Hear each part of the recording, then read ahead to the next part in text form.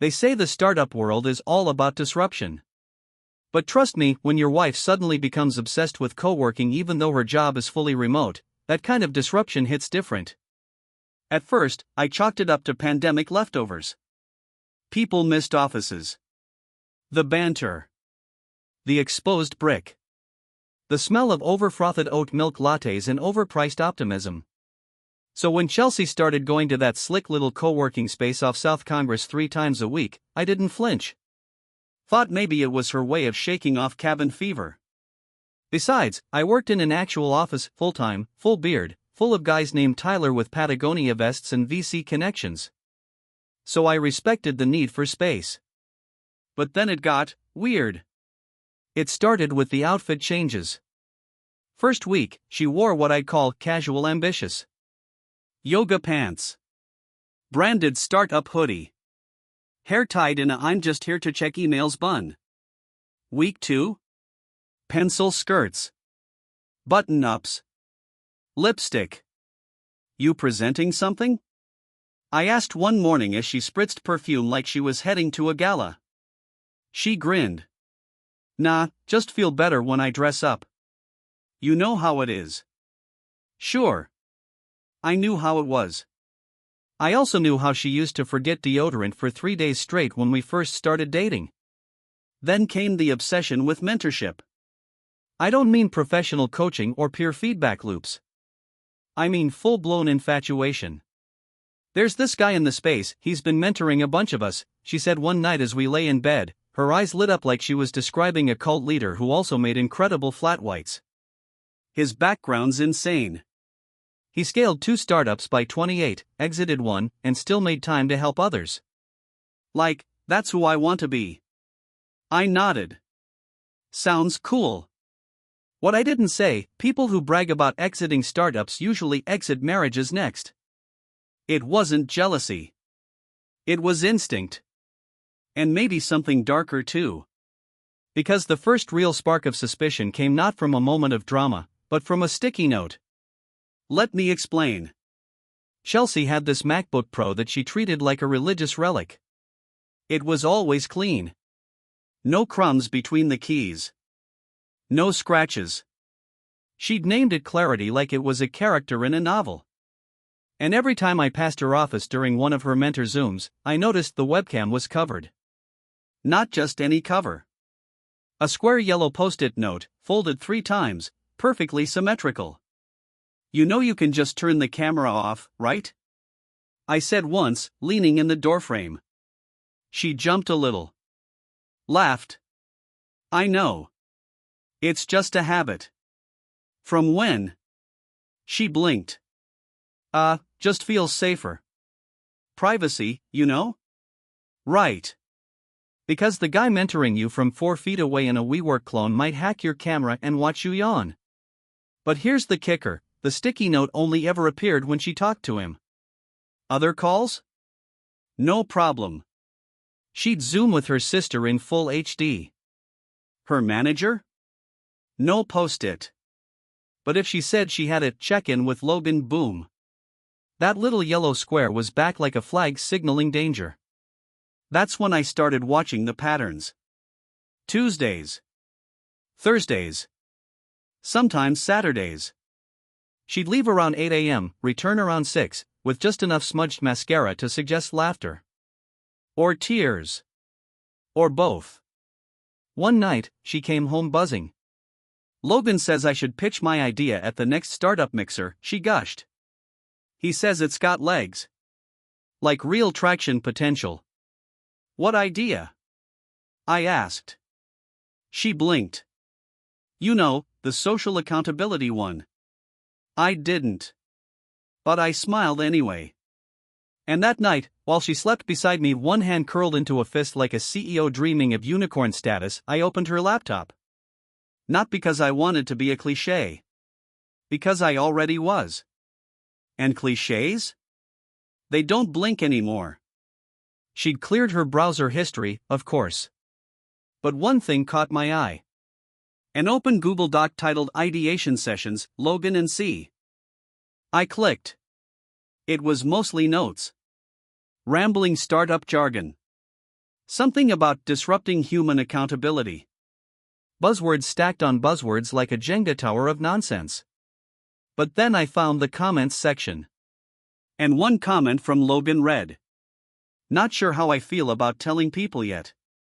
It's our thing. Still feels like it belongs to us." To us? I stared at it for a long time.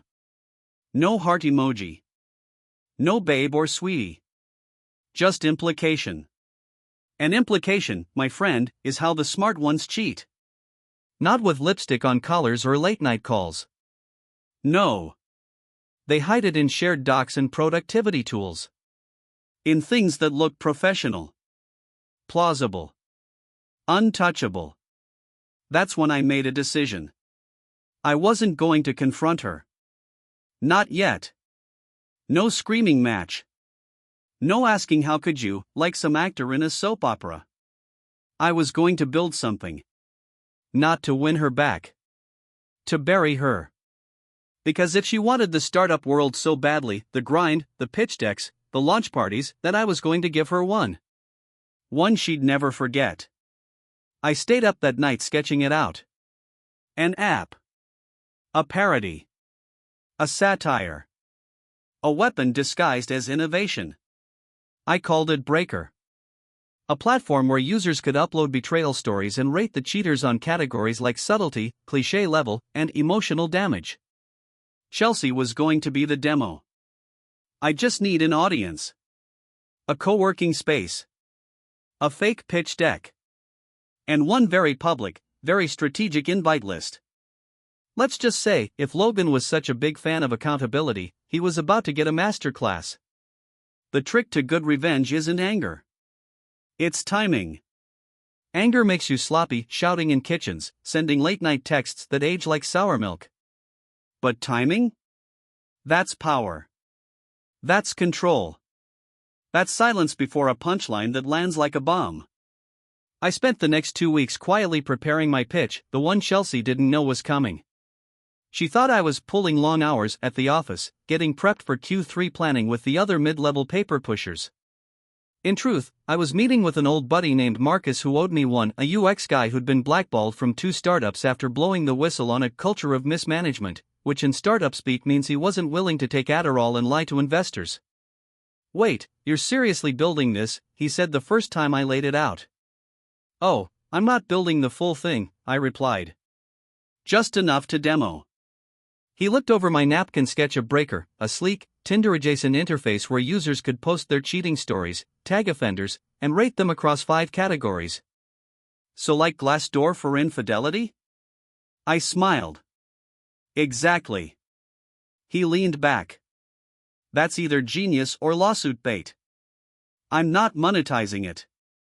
Just making a point. He tapped the table. Let's make it beautiful. We spent 5 nights hammering together the shell. Didn't need to be functional, just enough to click, scroll, and impress a room full of people drunk on seed funding and self-importance. While Marcus coded, I got to work on the launch party. And here's where things got delicious. See, Chelsea had been begging me to take more interest in her co-working community. She said I didn't get it, that I was out of touch with what real collaboration looks like. So I decided to give her exactly what she wanted, my full engagement. I reached out to the manager of the co-working space she always gushed about, some tastefully repurposed warehouse with kombucha on tap and art installations made of reclaimed office chairs. Told them I was part of a stealth mode project about to hit beta. Said we wanted to host a soft pitch night with light drinks and networking. Tech casual. Low key. They ate it up.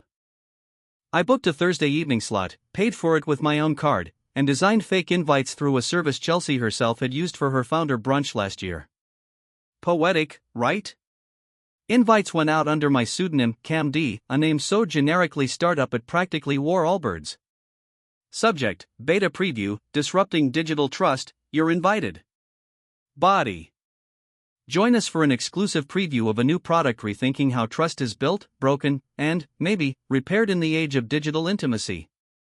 Drinks, demos, and bold conversation. Hosted by Cam D. RSVP required. Chelsea RSVP'd within 10 minutes. She even forwarded it to her mentor Logan with a note that read, "This sounds like so our vibe." You think I smiled? No. I took a screenshot. Because that's the thing about revenge, you never waste the small wins. The day of the event, I left for work like usual, button down, laptop bag, kiss on the cheek. "You working late again?" she asked. "Yeah," I said. "You?" "I've got a mentor check-in around 5, then might swing by that pitch event I told you about." "Sounds exciting." She smiled. "I'll tell you how it goes." "I bet you will." The venue was set up by 6, one big screen, a laptop, a microphone, and enough wine to lower defenses, but not enough to make anyone forget what they saw. Marcus helped wire the fake app demo and vanished before guests arrived. Didn't want credit. Just wanted the chaos. People trickled in. Startups people are easy to spot: wide eyes, blazers over graphic tees, and the haunting look of folks who haven't slept since Y Combinator rejected them twice. Chelsea arrived at 6:42 p.m. Wearing her favorite pitch outfit, the one she once said made her look like a TED Talk had sex with an algorithm. And right behind her? Logan. Taller than I expected. Tan. Confident in the way that only men with passive income can be. He wore a smartwatch and the smug aura of someone who read the Lean Startup and thought it made him profound. They didn't see me at first. The host, Cam D, was behind the scenes, monitoring everything. Until 7:10 p.m. That's when I walked up, grabbed the mic, and stepped into the soft glow of the Edison bulbs. "Hey everyone," I said, tapping the mic like I was nervous. "Thanks for coming out. We're thrilled to show you what we've been building in the dark." Chelsea froze. She blinked. I watched it land in her brain like a glitch in the Matrix. "Ethan," she said, too loud. Logan looked at her, then me, then her again. I smiled at them both. "You're gonna love this," I said. The lights dimmed. The screen lit up. And the Breaker logo pulsed onto the wall, a bold red X over 2 interlocking rings, with a tagline beneath. "Built on betrayal. Rated by the victims." A murmur spread. Some people laughed. Others shifted uncomfortably. Then came the live demo. I walked the room through the app's features: how users could upload anonymous stories of cheating, add evidence, screenshots, receipts, and let the crowd rate the offender. The audience was glued. Some clapped. And then, for the finale, I clicked into a profile. User, mentor vibes only. Up came the familiar headshot. Chelsea. Laughing, unaware. Pulled straight from her public Slack. Next to her profile, the timeline of our marriage. The co-working visits. The sticky note over the webcam. Screenshots. Date stamps. One quote from a shared doc with Logan. "Still feels like it belongs to us." There was no punchline. No speech. Just silence. Chelsea stood there, jaw slack. Logan stepped away from her like she was radioactive. And then? A hand went up. From the back. Guy in a black turtleneck. Looked like he did angel investing between yoga retreats. "Is this real?" I shrugged. "What is real? Betrayal? Validation? Startups?" He laughed. "I want in," he said. "This is insane. But I think there's a market for it." Chelsea looked like she might vomit. The room applauded. I closed the laptop. Dropped the mic gently. And walked out. Not a single word to her. Not a single glance back. Because the real revenge wasn't just humiliation. It was product market fit. Turns out nothing spreads faster in the startup world than scandal packaged as innovation. The night after the demo, Breaker was already making the rounds. Someone, probably one of those freeloading micro COS from the audience, had recorded the whole pitch on their phone and clipped it into a TikTok. I found it the next morning, captioned, He built an entire app just to expose his cheating wife. Iconic. 1 million views by lunch. 2.5 million by the end of the day. Chelsea's profile, the one I demoed with her real name and real photos, was blurred in the video, but her coworkers? Not so discreet. Slack screenshots started leaking. Chelsea from Zaire Labs became the unofficial Reddit moniker for a woman whose husband weaponized product design against infidelity. And Logan? He was done. Someone tagged his LinkedIn in a reply thread. Turns out mentor vibes doesn't exactly translate well to trusted advisor when you've been caught manipulating your mentee into playing house in conference room B. He went dark. Deleted Twitter. Made his Instagram private. Probably crawled back into whatever pseudo-thought leader cave he came from. But Chelsea? She couldn't go dark. She had a job. A team. A calendar full of one-on-ones and stand-ups and virtual coffee chats with junior employees who now looked at her like she was a walking cautionary tale. And I went to brunch. I wasn't in hiding. I was thriving. The investor, the guy in the black turtleneck hood, said, I want in. His name was Shane Rallis. Silicon Hills legend. Early investor in 3 unicorns. Known for sniffing out chaos before it calcified. He called me the next morning. Hey, he said. You free to talk product? I took the call on my porch, coffee in hand, like I hadn't just thrown a grenade into the center of my marriage. Shane didn't care about the drama. He cared about market resonance. This thing hit like a hammer, he said. You didn't just expose a cheater. You exposed a trend. People are tired of silence. They want catharsis. They want crowdsourced justice. I played dumb. So you're saying? I'm saying we build it. I didn't respond right away. Because the truth was, I hadn't planned for this part. Breaker was supposed to be a statement, a final mic drop. Not a viable business model. But Shane didn't care. He offered seed capital to build the MVP for real. Introduce account verification. Make the uploads more secure. Include a built-in mediator feature for flag submissions, something to show we're not just here to burn down marriages, but to explore them. Classic VC spin. I said yes. Because why not? If the world wants blood in branding, I might as well own the supply chain. 2 days later, we had a term sheet. 5 figures to start. Equity structure TBD. I called Marcus. You were right, I said. It's lawsuit bait. And now it's also seed funded. He laughed so hard I thought he choked on his kombucha. Meanwhile, Chelsea had begun damage control. I saw it all unfold in real time. First came the cryptic Instagram story, a photo of a sunset captioned, "Sometimes you have to burn to bloom." Then a Medium post titled, "When Trust Breaks, What I Learned from a Public Shaming."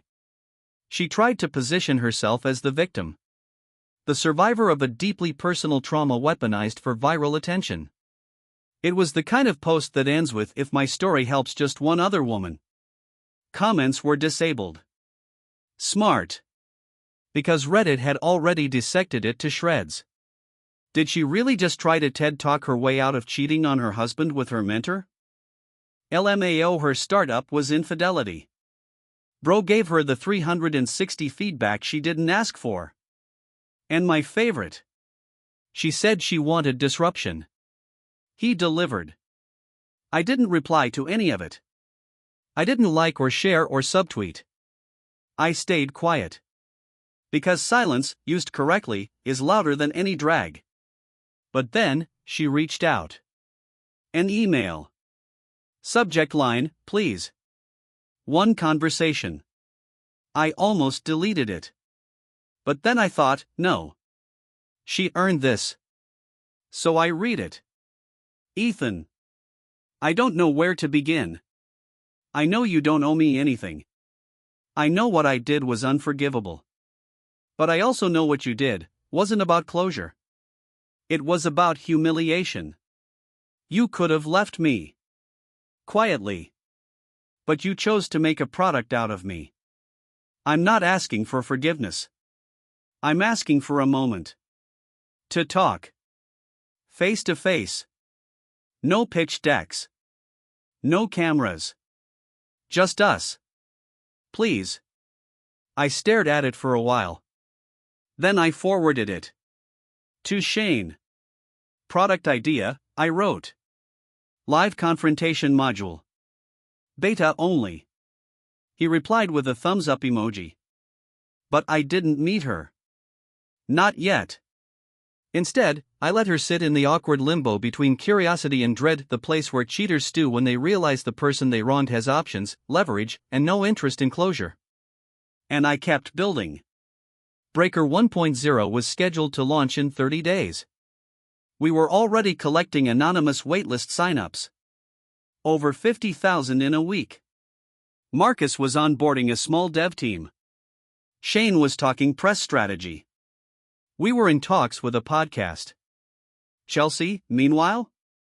She quietly took a leave from her company. Word on the street was they'd mutually agreed to explore new opportunities.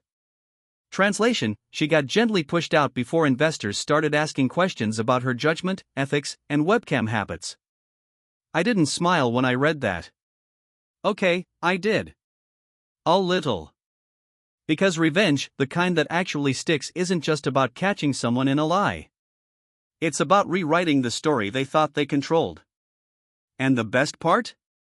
We were just getting started.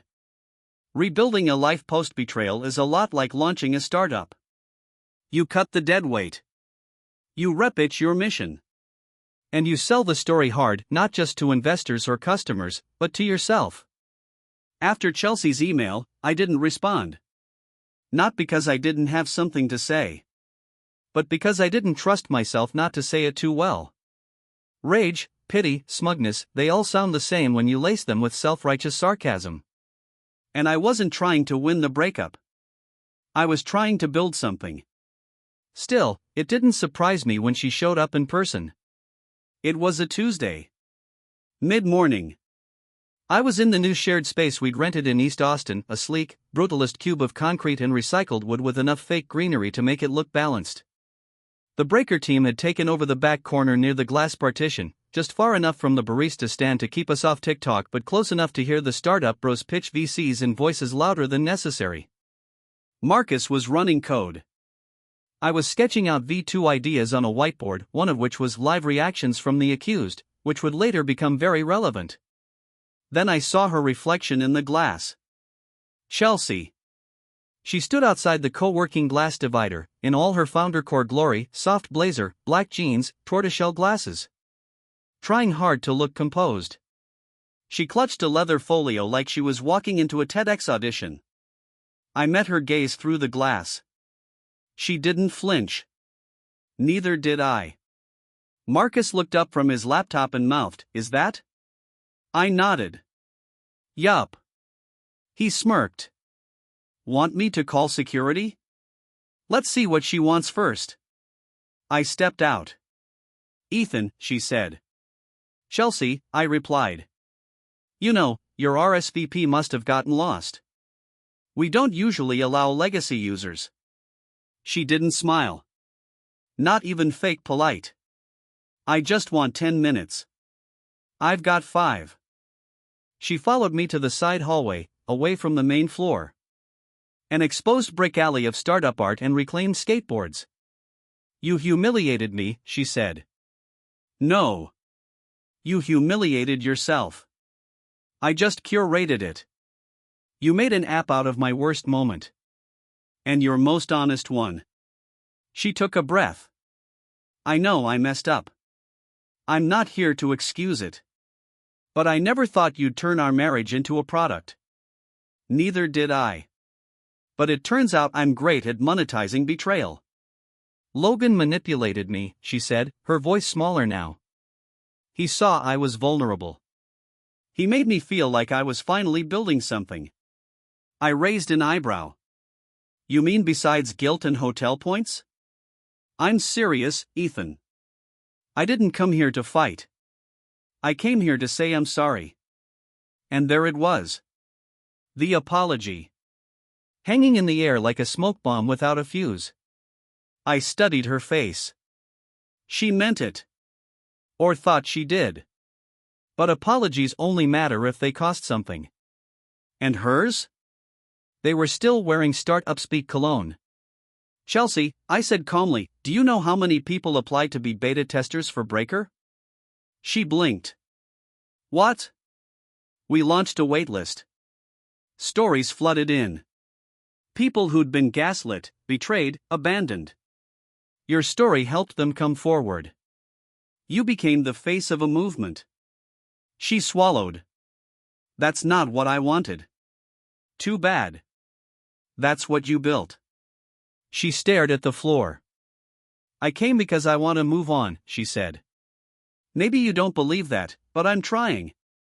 I've started therapy. I'm unplugging. You're doing the work. I've heard the speech. I want to own my part. Great, I said. Let's do that. I stepped back into the workspace. Chelsea hesitated. What are you doing? She asked. I raised a finger, motioned to Marcus. He raised his eyebrows. Now. He tapped a key on his laptop. And the screen on the common room wall lit up. Across the space, heads turned. Conversations stalled. Lattes paused mid-sip. Up popped the Breaker logo. Then a caption, Live beta test, consent pending. Chelsea's eyes widened. You wouldn't. I raised an eyebrow. Why not? You said you wanted to own your part. A camera mounted to the ceiling whirred slightly. A soft beep. On the screen, two profiles appeared side by side. Mine. Hers. Below it, Chelsea B versus Ethan D. The crowd buzzed. Stop this, she hissed. This is twisted. I nodded slowly. You're right. It is twisted. So was sticking a post-it on your webcam so your husband wouldn't see the way you smiled when Logan talked about scaling intimacy metrics. She turned to leave. But the door clicked behind her. Locked. Shane appeared from the corner. Just observe, he said. We're running a test case. Audience-sourced reconciliation. You can opt out anytime. She looked back at me. Her expression was no longer composed. Why are you doing this? Because people deserve to see what accountability looks like. And this? This is the raw product.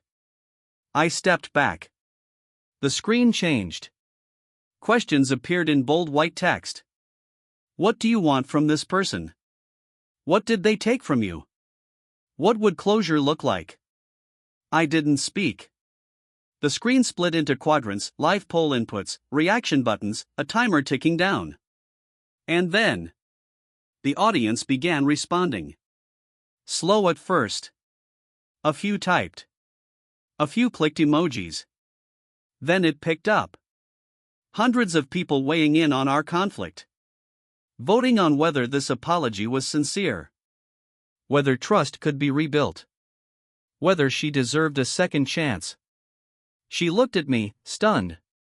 This is a circus. No, I said. This is what you taught me. Leverage. Narrative. Engagement. This is the startup culture you loved so much. A tear slipped down her cheek. She wiped it fast. Someone clapped. Then another. And another. Chelsea turned back toward the screen where a final poll result displayed in bold. Should Ethan forgive Chelsea? 92% no. Silence. I stepped forward. Looked at the screen. Then at her. And I said, I'm not here to forgive. I'm here to scale. Then I walked away. Chelsea stood frozen. The audience dispersed. The screen powered down. And outside, Austin's heat pressed against the windows, like the world itself had been watching. There's a moment in every startup where things go from scrappy idea to, oh, we actually have something. For most, it's when the users show up. Or when the investors stop ghosting you. Or when someone on Reddit calls your product the future of trauma monetization. For me, it was the morning after the live demo with Chelsea, when TechCrunch ran the headline. He built a revenge app to expose his cheating wife. Now VCs want in. The article was half horror, half admiration, like watching someone crash a Ferrari into a gallery and then sell the wreckage as performance art. They'd gotten the details mostly right. My wife. Her mentor. The live confrontation with audience polling. They even embedded a pixelated GIF of Chelsea's reaction as the top image. By noon, it was trending on Product Hunt. By 3 more investors had slid into my inbox. By midnight, Shane had secured a Zoom call with a legacy venture firm that once backed Twitter. They asked one question: are you building a platform or a movement? I said, both. They said, we're in. We closed $500,000 in seed money that Friday. Chelsea, meanwhile, vanished. Her Instagram went black. LinkedIn said on sabbatical. Some girl from her former co-working group posted a TikTok claiming she was betrayed by the tech bros she trusted. Betrayed, she said, like betrayal wasn't a two-way mirror. I didn't respond publicly. Why would I? The product was doing all the talking. Breaker 1.0 officially launched 2 weeks later. Clean UI. Minimalist. Brutal in its efficiency. Users could upload betrayal stories anonymously. Attach proof, images, screenshots, receipts. Tag the cheater, if known. Rate them on 5 metrics: deceit, cowardice, emotional damage, gaslighting, and still thinks they're the victim. We called it the Breaker Index. People couldn't get enough. Within 72 hours, we had 100,000 signups. Within the first week, we hit 1 million unique visitors. And then the stories started pouring in. Some funny. Some heartbreaking. Some deeply twisted in ways only people truly committed to self-destruction could invent. But the platform kept growing. And you know what happens when platforms grow? People try to kill them. Enter the think pieces. The ethics of Breaker, empowerment or exploitation? Why naming your ex publicly might get you sued? Is Breaker the new social justice weapon or a tech-fueled witch hunt? The louder they got, the bigger we grew. Because nothing sells like righteous revenge wrapped in sleek UX. The same reporters who clutched pearls in print were privately sending me their own stories to beta test. One even said, "Could you let me post anonymously?" My wife reads the cut. Meanwhile, Chelsea's name became a meme. On Twitter, people started saying "don't go full Chelsea" when describing manipulative behavior in relationships. Urban Dictionary added her name as a verb. Chelsea, to betray someone under the guise of empowerment, especially in a startup setting. Example: bro, she totally Chelsea'd you, man. Brutal. But not undeserved. And just when I thought we'd hit peak virality, Netflix called. Well, not Netflix exactly. One of their producers wanted to explore the IP. Said the story had Black Mirror meets Succession energy.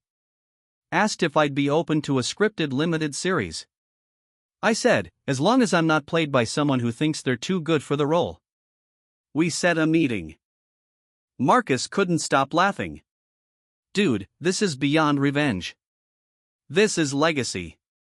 He was right. But the truth is, and I hadn't said this out loud yet, I wasn't sure how much of it was still about Chelsea. She was the spark. But the fire? That had a life of its own now.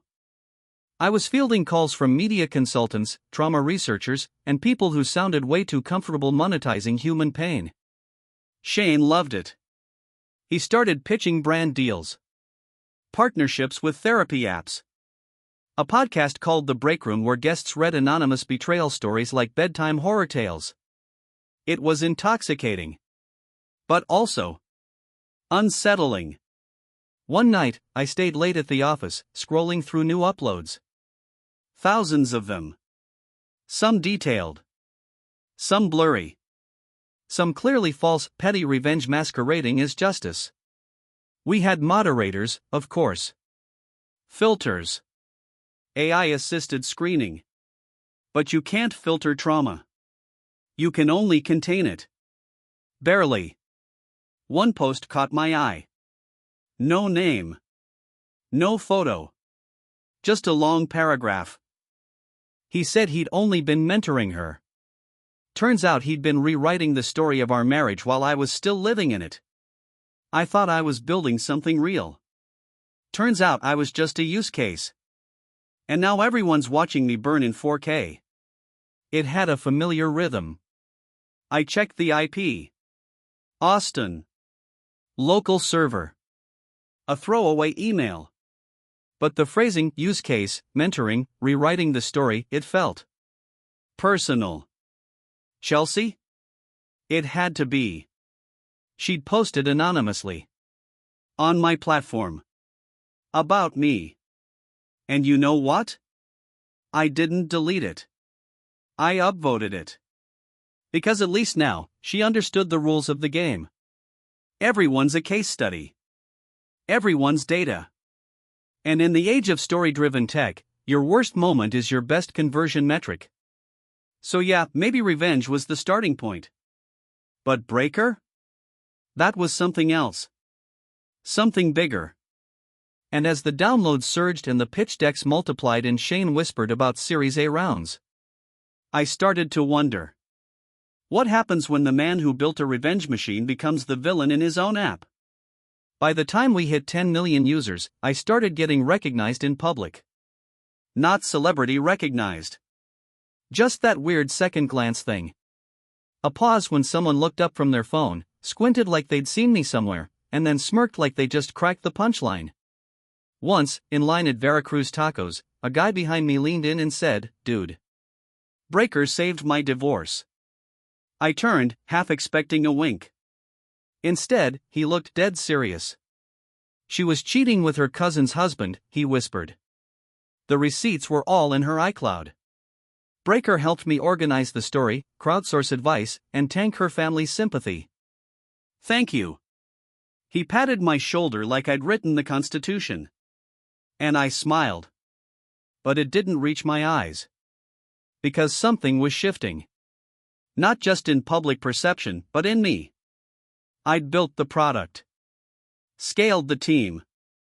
Weaponized pain into a platform. But now?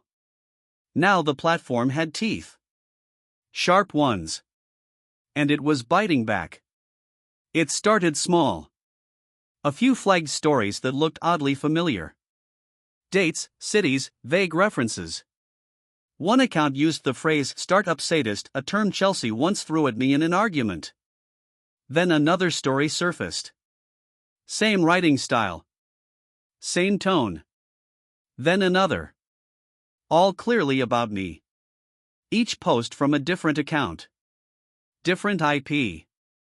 But the themes? Identical. That I turned personal grief into public exploitation. That I was building an empire of trauma porn disguised as healing. That Breaker was becoming the digital equivalent of the Scarlet Letter, only without nuance, due process, or accountability. At first, I shrugged it off. Haters. Bitter exes. Keyboard critics. But then Chelsea posted. For real this time. Full name. Verified badge. Blue checkmark and everything. On Breaker. Her headline? I was the first profile. Here's what he didn't tell you. It dropped at midnight. I was still at the office when it hit. The notification pinged Marcus's phone first. Then mine. Then Shane's. We all opened it at the same time. It read. My name is Chelsea Boone. I was married to Ethan Doyle, the founder of Breaker. I was the catalyst.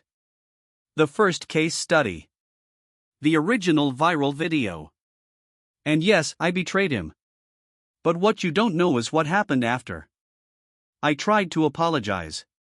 He turned it into content. I asked for privacy. He turned it into features.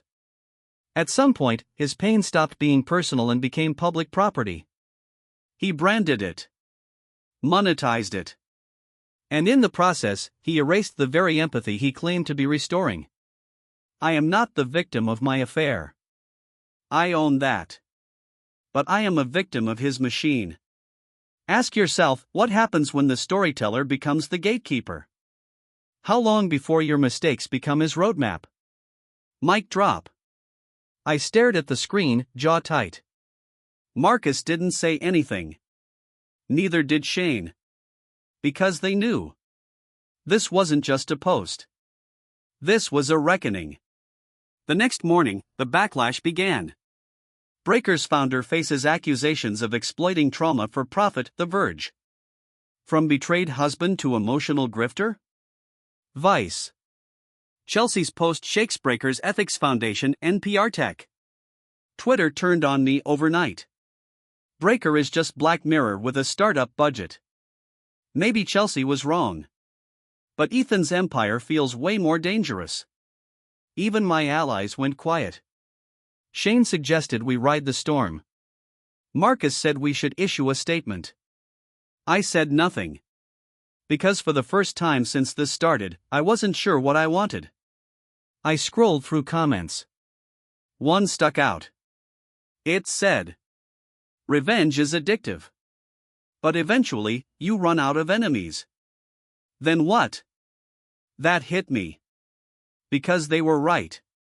I'd built a system designed to punish liars, cheaters, and manipulators. But over time, I'd become something worse.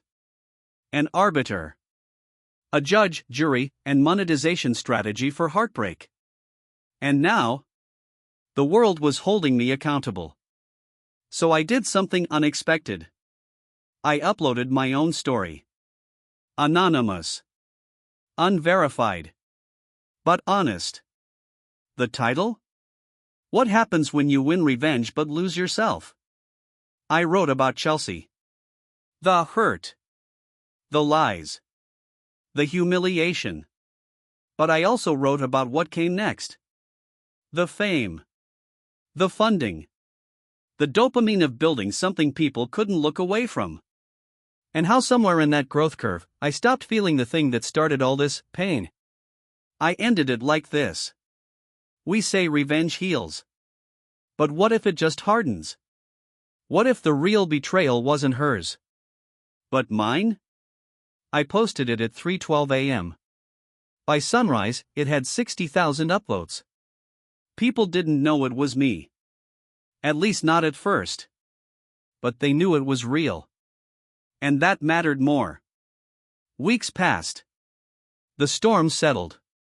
Chelsea didn't retract anything. She didn't have to. But she did DM me. One sentence. You finally figured it out.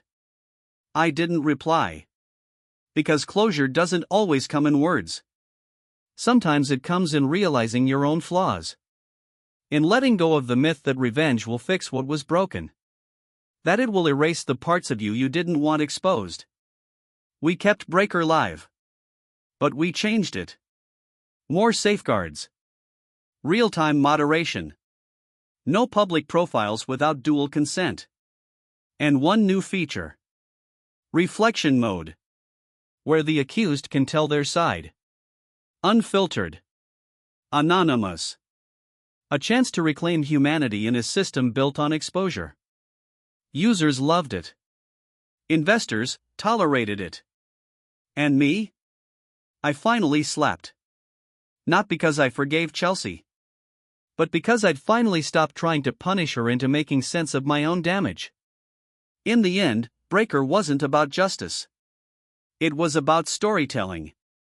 And like all stories, the most powerful ones aren't the ones you tell about others. They're the ones you admit about yourself. End. Subscribe to the channel